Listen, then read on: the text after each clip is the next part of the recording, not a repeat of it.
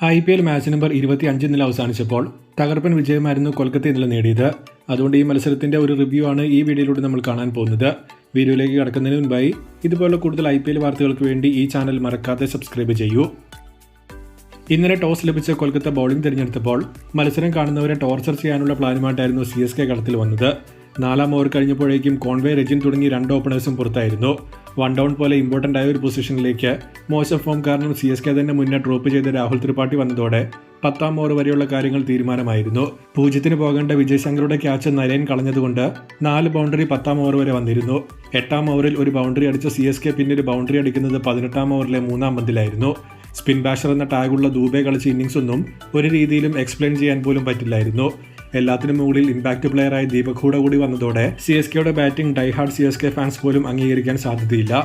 10-ാം ഓവറിൽ ക്രീസിൽ വന്ന ദൂബെ 29 പന്തിൽ 31 ആയിരുന്നു ഇന്നലെ പുറത്താകാതെ നേടിയത്. മൊത്തത്തിൽ ഇങ്ങനെയൊക്കെ തപ്പിത്തടഞ്ഞ് 103 CSK എടുത്തത്.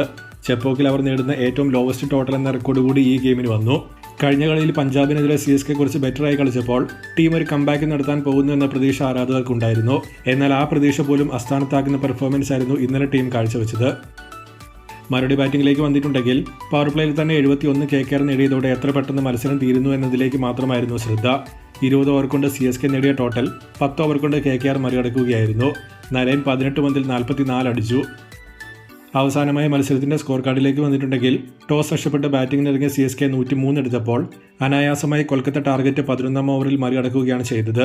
സുനിൽ നരേനായിരുന്നു കളിയിലെ താരം.